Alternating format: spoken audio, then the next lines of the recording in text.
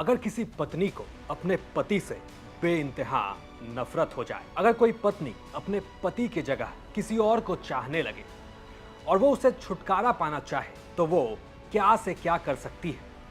आज आपको इसकी हद का अंदाजा लगेगा। 20 जनवरी 2025 खिनानिया गांव से हनुमानगढ़ पुलिस को एक फोन आता है।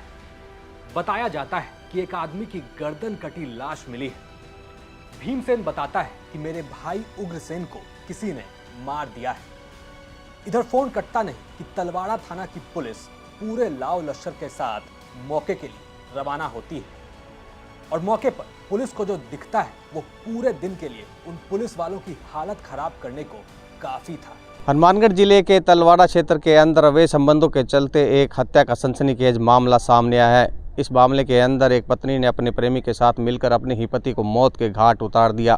पुलिस जांच में पता चला कि जो मृतक उग्रसेन है उसका भतीजा राजेश, उसकी पत्नी के साथ एकता, जो उसकी पत्नी है, उसके साथ अवैध संबंध थे। लंबे समय से अवैध संबंध चल रहे थे। एकता अपने ससुराल गई हुई थी और एक दिन पहले उसने फ़ोन किया राजेश को, अपने प्रेमी को, कि उसका पति उसे लेने आ रहा है, इससे पहले उसे रास्ते से हटा दिया जाए।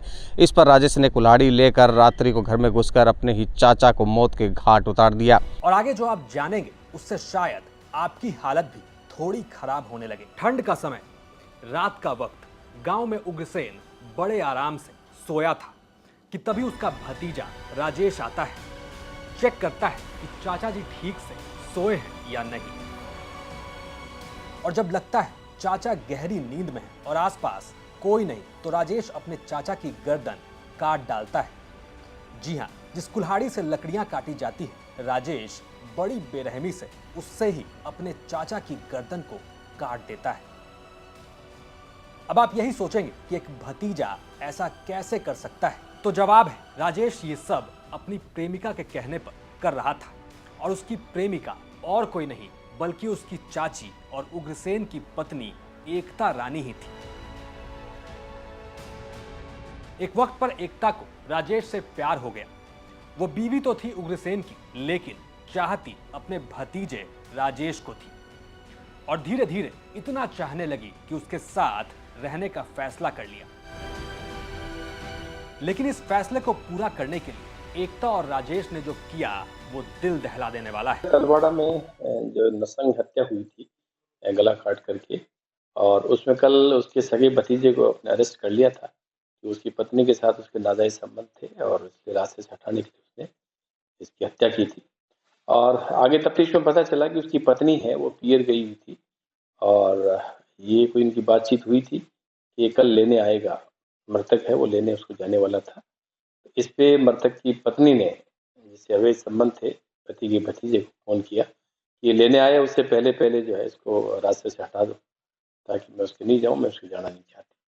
और इस तरह से उसके फ़ोन के बाद में इसने रात को मौत के घाट उतार दिया।